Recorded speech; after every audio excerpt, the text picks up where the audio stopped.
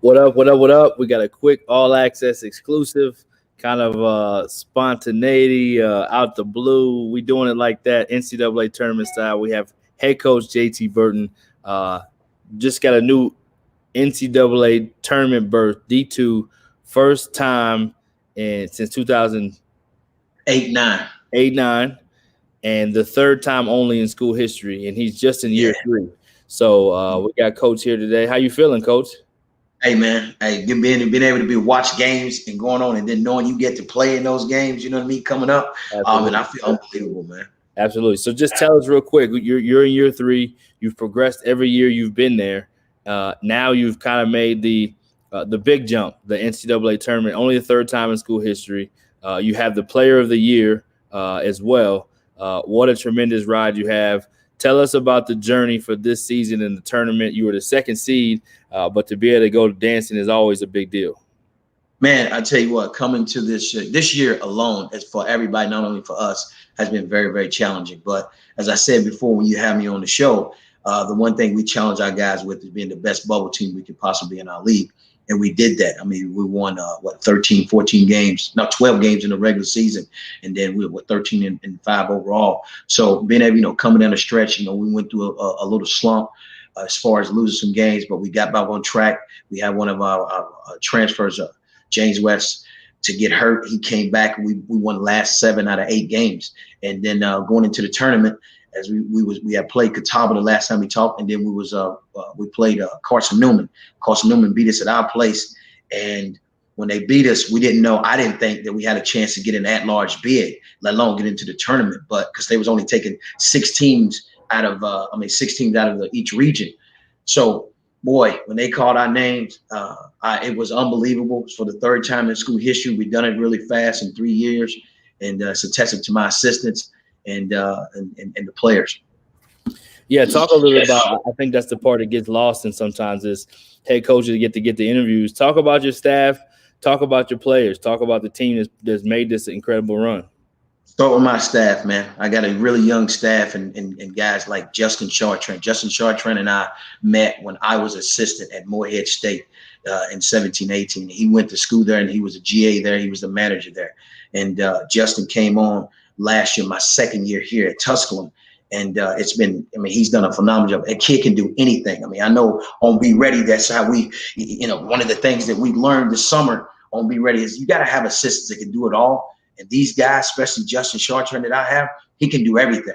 And that's what you need. He's made my life and my job a lot easier. And Deontay Ferguson. Deontay came from Morehead as well. Thanks to Preston Spradlin. He kind of gave me his GAs and they're making my assistants. And, Deontay brings, some experience because he went overseas. He played for a couple of years. Me and him have, he played for Coach Tyndall for 2 years at Morehead State as well. And then he went to South Alabama to finish career up. So he comes here. He helps guys, especially with the post players. And he's another one that can do it all. They can do all the stuff that I can't do. And one thing I try to build myself up is build guys around me that can do things that I can't do better than I can. So then I got Justin Irwin, who's my strength coach. He's a GA as well. He's my GA, and this kid has came on. I know nothing about lifting the weights, and if you've seen how the COVID-20 that I have, you can see why. But he's came on and changed our guys' body. Yeah, I got the COVID-20, coach. That's what I call it. Justin Irwin is another young kid, man. Come from North Texas, and he was up there for a little while. Then he helped down in Florida, University of Florida. So my assistants, it's no me without them. I can tell you that. I love and it. Then, I love it. Yeah, go ahead. You just said something about my players. My players, man. You have guys like Trenton Gibson, who was the Player of the Year. He's only, he's the 3rd guy ever here at our school to get the Player of the Year. And one of those kids, maybe it's only one of 2, and then the other one got it back to back. So Trenton Gibson came here my first year. He's been with me. He believed in what I was selling when I first got here. Brandon Mitchell was another kid that was already here when I got the job. He was a freshman. Now he's an all-time leading school shot blocker. And Adrian Cohen was another kid that came here when I first got the job. He had already committed, and I kept him on. He's been an unbelievable player for us, especially off the court, helping our kids, encouraging them and everything. And Zach Dixon. So I got like 4 guys that's been here with me for this ride, and they seen us take Tusculum University, from the bottom, and we went, we rose up pretty fast.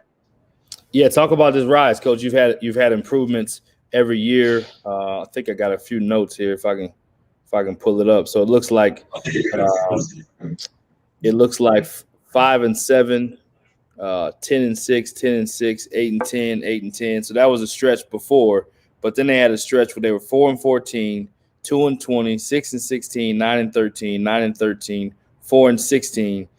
And then you come, and then here we are, 12-8, 13-9, 12-4. So a lot of L's for years in a row. We got 1, 2, 3, 4, 5, 6, 7, 8 years in a row that didn't have a winning record in conference play. And then here you come, and now you're in the NCAA tournament. So what is it like inheriting that? How were you able to build it? What was kind of your process? And it's got to be great to see it come to life. Yeah, when you first get a job as a head coach, this is all a big dream. You think you try to see the big picture before it's even developed, and you try to get other people to jump on board to do that. And when I took this job over, I kind of did my homework, and I was like, wow, we hadn't won, but I knew. I came from NAI, building St. Catherine up, and I knew you got to take it brick by brick. You got to build the foundation first.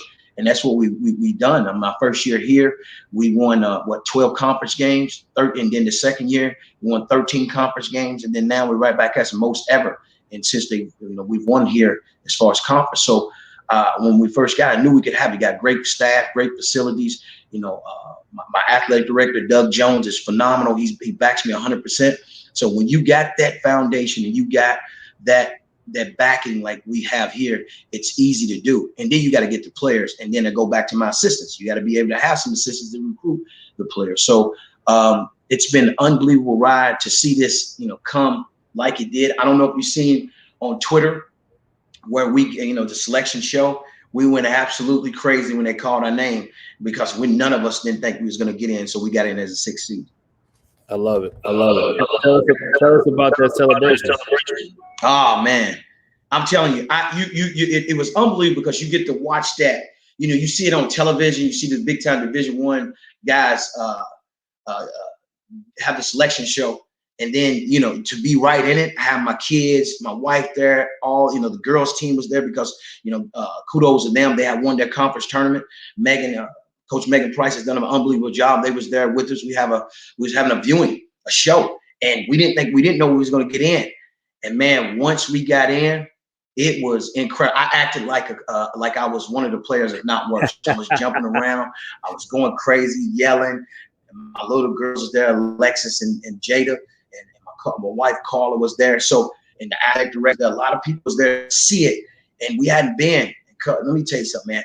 That was incredible. You see it, just go on my Twitter and you get to see us running around. Right. I couldn't believe it. I still can't believe it. I've been smiling ever since it happened because for us to get in year 3, and something again, it's something that's a picture that you paint in your mind when you get the job. You just got to get everybody to see the vision. For sure. And credit to you to be able to make that happen, and your staff and the players. And it's not easy. I've coached Division II. I love Division II. I think it doesn't get enough love. We actually were just talking on another show today about how there's so many coaches that are successful at the next level that started Division II or that coach Division II. So I love the fact that we're celebrating some Division II ball, and that tournament process, that selection process. It doesn't matter what level you're at. If you don't know you're going and you're on pins and needles waiting, and then you see your name, there's nothing like it. So I'm glad you shared that part with us, for sure. Yeah, man. We've done it at St. Catherine, NAI. We went through the same processes where we did that same thing, and we've been on the other end when we sat there at one time and we didn't get in. But we also been on that other end where you go crazy. So again, man, on my Twitter, it tells you see me. You got to look at it real close because I'm jumping up and down, throwing my hat. Can't believe it. Guys going crazy. People running around. It was incredible. It was good for the kids, though. Really, I love it. I love it. Good for the university, too. Most people don't necessarily know you guys as a D2 power just based on those records I've just read off. It hasn't been a place. So to build it to that place, credit to you. What do you think it is, Coach, if you had to say from yourself, your vision, how you wanted to construct this. You've had other stops where you've been a head coach, so you have a good feel for what it took to win. When you got the job and you were at your press conference, you're saying we're going to do these things. Now to be doing it, where did you get kind of that your own coaching philosophy and vision for this university? Is it from your playing days? Is it from your time as an assistant? Is it from your time as a head coach at your stops? Where did that vision come from? I can't say it from my playing days, Brian, because I wasn't very good. You know what I mean? I ain't gonna lie. I was an NCAA Division II guy. I was just happy to be on the team. But now the vision comes from something I've had my whole life. I mean, then you take it from everywhere you learn from, different stops I've had. You take different pieces and put them together. But when I got here, I knew it was a unique place because it was something similar to where I just left at St. Catherine. I mean, you could complain about all the stuff that we don't have, and I'm not like that. I'll take what we do have and we make it better. And the vision here, when I came on campus, I looked at all those facilities. I was like, yeah, we can win here, and we're here now. I mean, you could say, I could sit here and tell you, we don't have the scholarships, you don't have the money. I'm never going to do that. And the one thing I did, I took the vision, and my vision was to give, number one, here's what I say all the time. You got to recruit. You got to recruit good players. It don't matter. It don't matter what kind of coach you are. If you ain't got good players, you're just an artist drawn on the board. Okay. Number two, you got to be able to develop those players. If you don't develop those players, no matter how good you are, again, you're not going to be very good. And number three, what I tell my guys, we got to be prepared. We got to be better prepared than anybody we face against. And that's one of the three things I take with us, and I've taken with me my entire career, especially when I got here. Because you look at the league, you got guys like Josh Schertz. Congratulations to him. You got guys like Bart Lundy at Queens. You got so many coaches in this league that's been here and they've won. And so you got to go up against these guys every single night.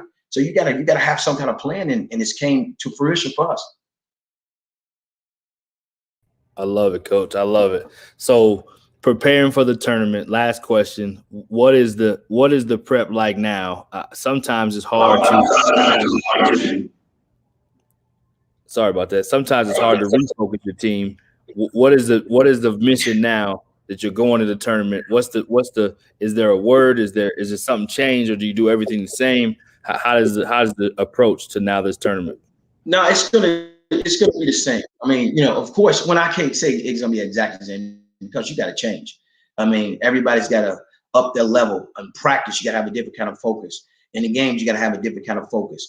I mean, at nighttime, you got to get your rest. So I'm not going to say everything's going to be the same, because it's not. I mean, and then we played, Carson Newman again, who's ranked 23 in the country on an 11-game win streak, and they came here and beat us to get to the finals, and they go on to win the finals of the conference tournament. So, everybody starts with me. And, they always say your point guard, your best player, and the head coach can't have bad days, bad practice, or nothing. And I let them know that every single day. We cannot have bad days, so we got to raise our level up to another level that's never been before. Yeah, absolutely. And you guys are just the team for it. You're the man for it. You've already raised that program from not having a winning season in almost a decade to now going to a championship NCAA tournament berth. Excited for you, Coach. Any last words you have before we let you go, man? Excited to watch you guys from afar. Hey, man, I'm telling you, this what you're doing is unbelievable. Thanks for having me on again, man. And like I said, Tusculum University, man, we're on the rise. Look out for us, and let's take it game by game, and hopefully you got to win the first one first. Yep, absolutely. Tune in, man, and I appreciate you having me on. Yeah, absolutely. And one last thing too, Coach, how will people watch if they want to watch? Maybe there's some people maybe there's a recruit watching this, maybe there's another school, or maybe there's another coach that wants to understand more about the D2 level. How do they watch the D2 national tournament? Well, what you got to do is go on the Lincoln Memorial website, because that's where the game's going to be held at.